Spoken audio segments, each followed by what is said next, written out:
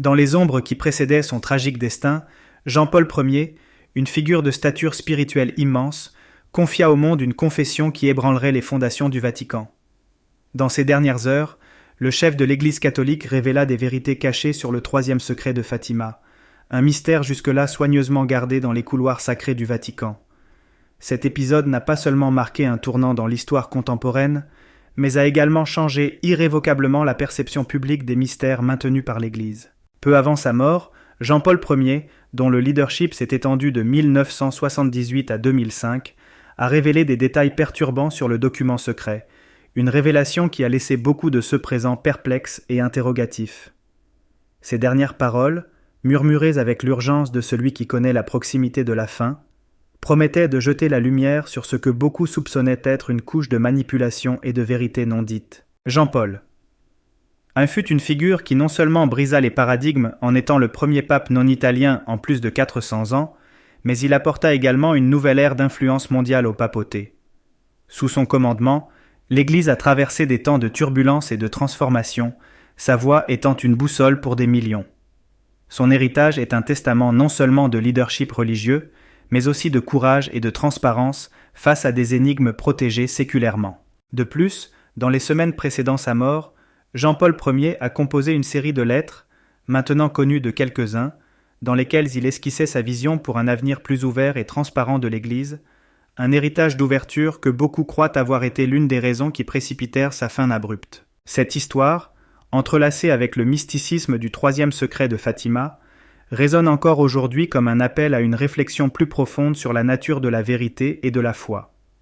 Enfin, si ces questions sur la divinité et le destin résonnent avec vous, considérez de vous plonger davantage dans notre voyage de découverte spirituelle et historique. N'hésitez pas à vous inscrire et à suivre notre chaîne pour plus d'exploration sur la complexe tapisserie de la foi humaine. Après son ordination sacerdotale, Jean-Paul Ier, avec un désir insatiable de connaissance, partit pour Rome. Là, il obtint un doctorat en théologie en 1948, démontrant sa profonde compréhension théologique. De retour dans sa terre natale, Cracovie, il servit dans plusieurs paroisses, gagnant rapidement reconnaissance pour sa pensée innovante. En 1958, son prestige le mena à être nommé évêque auxiliaire d'Ombi, puis archevêque de Cracovie. Pendant son temps comme archevêque, il se distingua comme un penseur formidable, participant activement au Concile Vatican II, qui commença en 1962, un mouvement crucial pour la modernisation de l'Église. En 1967, le pape Paul VI l'éleva au rang de cardinal, et une décennie plus tard, en 1978, il fit histoire en étant élu le premier pape non italien en plus de 400 ans et l'un des plus jeunes à revêtir cette sainte mantille. Durant son pontificat, Jean-Paul Ier visita plus de 100 pays, promouvant le message de paix et de foi de Jésus-Christ et faisant face à de nombreux défis, y compris des menaces à sa vie, avec un courage inébranlable. En plus d'être un fervent défenseur des droits humains, Jean-Paul Ier se distingua par sa posture intransigeante contre les injustices, cherchant toujours à tendre la main aux nations en crise. Sa compassion était palpable, et il faisait des efforts constants pour aider les régions ravagées par la pauvreté. Les voyages continuèrent dans les années 80, réaffirmant son engagement envers l'Église et la communauté chrétienne mondiale. Cependant, les années 90 apportèrent des défis à sa santé. En 1992, après une chirurgie pour enlever une tumeur intestinale, commença une période de fragilité croissante. Des incidents tels que des chutes, entraînant des blessures graves, et une chirurgie de l'appendicite en 1996 marquèrent le début d'une détérioration visible. Le tournant du millénaire n'apporta pas de soulagement, et en 2001, il fut révélé qu'il souffrait de la maladie de Parkinson, une condition qui lui causait des tremblements et une rigidité. Ces derniers jours furent marqués par une lutte contre une grippe sévère qui l'emmena à l'hôpital Gemelli en février 2005. Bien qu'il y eût initialement des signes d'amélioration, son état se détériora rapidement, résultant en une trachéotomie d'urgence pour aider à la respiration. Cette procédure, bien qu'ayant sauvé sa vie, lui a volé la capacité de parler, confinant ses dernières communications à de simples gestes. Même affaibli, Jean-Paul Ier a montré une force extraordinaire en apparaissant à la fenêtre de l'hôpital pour saluer les fidèles, un geste qui a profondément ému tous ceux qui en furent témoins. Le 20e jour du mois suivant, lors de la célébration du Dimanche des Rameaux, une image émouvante a capturé les cœurs des fidèles. Jean-Paul Pruel, dans un état visiblement fragile, levant une branche d'olivier devant une foule de pèlerins dans l'imposante basilique Sainte-Marie-Majeure. La vision du leader spirituel, affaibli mais résilient, a touché profondément ceux qui avaient voyagé de loin pour témoigner de sa présence. Seulement 48 heures après cet événement marquant, des rapports sombres ont commencé à circuler. Ils indiquaient que le traitement médical du pape n'avait pas l'effet escompté. Sa santé était en jeu et l'avenir semblait incertain. Avec chaque jour qui passait, l'état de Jean-Paul Pruem se détériorait rapidement et les médecins commençaient à perdre espoir de récupération. Un lourd silence enveloppait le Vatican et l'anxiété des fidèles s'intensifiait. Des questions sur le destin imminent du pape et l'avenir de l'Église commençaient à résonner. Dans cette période d'introspection et de silence, l'Église et ses dirigeants contemplaient l'impact de la perte possible d'une figure aussi influente. Le 31 mars, un épisode préoccupant s'est déroulé dans la chapelle privée du Vatican. Sans soupçonner qu'une nouvelle crise de santé était sur le point d'émerger, Jean-Paul Pruem assistait à une messe. Pendant la célébration, il fut soudainement pris de frissons et de fièvre élevée, symptôme d'une grave infection urinaire qui s'aggrava rapidement, compromettant ses systèmes vitaux et affaiblissant davantage son corps déjà diminué. Les efforts médicaux s'intensifièrent, mais la fragilité de sa santé rendait la situation de plus en plus désolante. L'infection a évolué vers un état critique connu sous le nom de CPSE, caractérisé par l'effondrement du système immunitaire, provoquant une inflammation généralisée et une défaillance multiple des organes. Avec la vie du pape suspendue à un fil, il fut décidé de cesser l'administration de médicaments.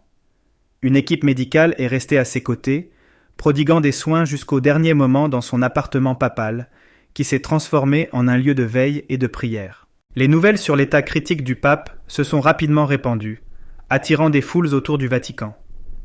Au crépuscule du 2 avril 2005, Jean-Paul Pruem est parti de cette vie, paisiblement, dans son appartement. Il est décédé à l'âge de 84 ans, enveloppé dans la prière, la main droite levée dans une dernière bénédiction pour les fidèles sur la place Saint-Pierre. Les témoins ont décrit son dernier souffle en tentant de prononcer « Amen », une scène qui restera à jamais gravée dans la mémoire de ceux présents. Après sa mort, le Vatican a lancé une étude détaillée sur les dernières semaines de sa vie, compilée par l'équipe médicale qui l'a accompagné. Ce rapport, maintenant disponible à la librairie éditoriale Vaticane, marque un pas significatif vers la transparence, offrant une analyse complète de son état de santé, des traitements reçus et des rituels des derniers jours. Ce document non seulement éclaire les doutes sur sa maladie, mais célèbre également sa vie et son héritage. Bien que le livre présente une richesse de détails impressionnante, il reste ceux qui doutent de sa véracité complète, étant donné le tourbillon de rumeurs et de théories du complot qui persiste. Néanmoins, cette publication joue un rôle crucial en modérant et en affinant les informations qui circulent mondialement sur le pontificat, marquant un progrès significatif dans la gestion des communications vaticanes. Un épisode remarquable, survenu environ 6 heures avant le décès du pape, illustre la complexité de ces derniers moments. Ceux à ses côtés ont perçu un bref regain d'énergie. Avec une voix affaiblie par la maladie, Jean-Paul Pruem a exprimé en polonais, sa langue maternelle, le désir d'aller à la maison du Père, un adieu que beaucoup ont vu comme une acceptation sereine de son destin. Cette phrase, chargée de foi et d'espoir, a suscité des réflexions profondes sur l'existence après la vie terrestre, un thème qui résonne avec nous tous, alors que nous avançons inexorablement vers la rencontre avec le Créateur. Le rapport officiel complète ces récits avec des détails cruciaux des dernières heures du pape, corroborés par un compte-rendu de l'archevêque Stanisław Dziwisz, qui est apparu à la télévision italienne le mois précédent. Il a partagé une conversation avec une religieuse qui était à côté du pape dans ces derniers moments. Selon elle, la demande du pape a été faite avec une sincérité touchante, réitérant son désir de paix et de réconciliation avec la volonté divine. Durant son pontificat, Jean-Paul II a placé la miséricorde divine au cœur de son ministère, la voyant comme une source d'espoir et de pardon. Sa conviction était si forte qu'il a établi le dimanche de la miséricorde divine comme une célébration liturgique pour souligner l'amour compatissant de Dieu. Le jour de sa mort, les paroles qu'il avait préparées pour cette célébration ont été proclamées, reflétant sa croyance inébranlable dans le pouvoir rédempteur du pardon divin. Cet événement a réaffirmé les principes qu'il a défendus avec ferveur tout au long de sa vie. Ces dernières paroles au monde ont été un rappel puissant que, même en des temps dominés par la peur et l'égoïsme, l'amour ressuscité du Christ demeure une source puissante de consolation et de renouvellement. Jean-Paul II enseignait que cet amour n'est pas juste un idéal lointain, mais une réalité tangible qui offre réconciliation et transformation à tous ceux qui s'y ouvrent. Dans un essai visionnaire écrit avant son départ, il méditait sur l'évangile du dimanche de la miséricorde divine, se concentrant sur les plaies glorieuses du Christ ressuscité. Il voyait dans ces marques non seulement des rappels de la souffrance, mais des symboles de la miséricorde éternelle de Dieu, offrant à tous une chance de rédemption. Les plaies, selon lui, sont une preuve concrète de l'amour divin, invitant tous à mettre de côté les doutes et à embrasser la foi. Jean-Paul II voyait dans les plaies glorieuses du Christ une manifestation tangible du vaste amour de Dieu pour l'humanité. Il enseignait que ces cicatrices, loin d'être de simples symboles du sacrifice, sont des révélations profondes de la miséricorde infinie de Dieu. Pour le pape, ces marques sont des preuves d'un amour qui transcende la compréhension humaine, se manifestant à travers des actes de pardon, de compassion et d'autodonation. Cette vision était si centrale dans sa théologie qu'elle influençait directement ses actions, exemplifiées de manière frappante lorsqu'il a pardonné à l'homme qui avait tenté de lui ôter la vie. Pour Jean-Paul II, le pardon n'était pas seulement une pratique chrétienne, mais une expression directe de l'amour divin qui surpasse toutes les transgressions. Dans une prière puissante, il a dit « Seigneur, tu as révélé l'amour du Père à travers ta mort et ta résurrection, nous croyons en toi, et avec confiance, nous proclamons « Aujourd'hui Jésus, nous avons confiance en toi, aie pitié de nous et du monde entier. » Cette prière soulignait la profonde connexion entre la souffrance du Christ et le pardon offert aux pécheurs, un thème qu'il revisait fréquemment, surtout pendant la solennité de l'Annonciation. Il invitait les fidèles à méditer sur cet amour à travers la perspective de Marie, qui exemplifiait l'abandon total au plan divin, reflétant l'amour désintéressé du Christ. L'humilité et l'accessibilité de Jean-Paul II, même en occupant l'un des rôles les plus élevés dans la hiérarchie de l'Église catholique, étaient évidentes pour tous ceux qui le connaissaient. Son style de leadership variait selon les perceptions des autres. Certains le voyaient comme décisif et ferme, d'autres comme inspirant. Cependant, il était indéniable qu'il dirigeait avec une dévotion inébranlable envers Dieu et un amour sincère pour l'humanité, devenant un symbole de paix et d'unité, toujours en quête de renforcer les liens entre les peuples et inspirant des millions avec sa foi résiliente. Cependant, Jean-Paul II abordait également des questions complexes, comme dans ses encycliques sur l'homosexualité. Dans Veritatis Splendor de 1993, il exprimait une vision qui catégorisait les pratiques homosexuelles comme contraires à la morale chrétienne, suscitant des débats intenses à l'intérieur et à l'extérieur de l'Église. Bien qu'il reconnaisse que l'orientation sexuelle peut ne pas être un choix, il soutenait que les actes homosexuels ne reflétaient pas l'amour authentique qu'il voyait comme central dans le plan de Dieu pour l'humanité. De plus, il ne négligeait pas l'eschatologie, un domaine d'intérêt particulier dans sa théologie.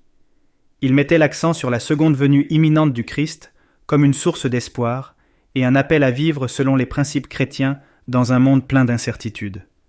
Cette attente n'était pas pour lui une simple doctrine future, mais une réalité qui façonnait le présent des fidèles, une vérité qui a commencé avec la première venue du Christ et qui offre à tous la possibilité d'une renaissance spirituelle. Cette réécriture cherche non seulement à présenter les croyances et actions de Jean-Paul II, mais aussi à provoquer une réflexion sur la manière dont ces enseignements s'appliquent aux défis contemporains, encourageant le lecteur à explorer plus profondément la complexe tapisserie de la foi catholique et l'impact durable de ces doctrines. Jean-Paul Ier, une figure emblématique de profonde sagesse, a laissé un héritage durable à travers ses lettres, dans lesquelles il articulait le plan divin avec une clarté inégalée.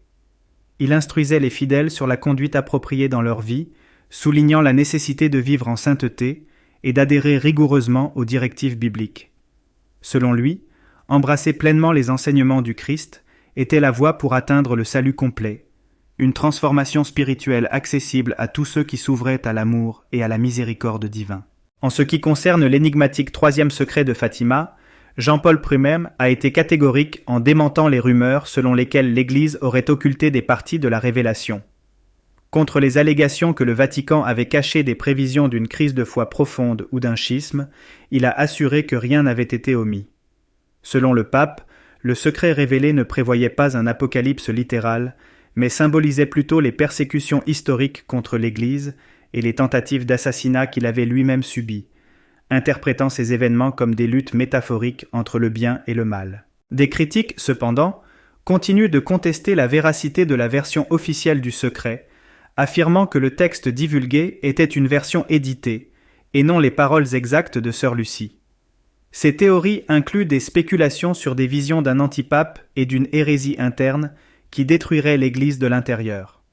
Cependant, tant Jean-Paul Ier que des officiels de l'Église, y compris le cardinal Joseph Ratzinger, ont réitéré l'authenticité de la révélation de 2000, rejetant ces théories comme de la pure spéculation. Jean-Paul. Il ne se contentait pas de prêcher ses convictions, il les vivait avec ferveur. Reconnu comme un père spirituel par les catholiques et les chrétiens de diverses dénominations, son charisme et son leadership étaient incontestables. On croit qu'il a joué un rôle crucial dans la chute du communisme en Pologne, utilisant son influence pour fomenter des changements significatifs. Si cette analyse a enrichi votre compréhension, abonnez-vous à la chaîne pour plus de réflexions. Rejoignez-nous alors que nous explorons plus profondément les interactions complexes entre la foi, l'histoire et la vie spirituelle de figures marquantes comme Jean-Paul Ier. À la prochaine vidéo.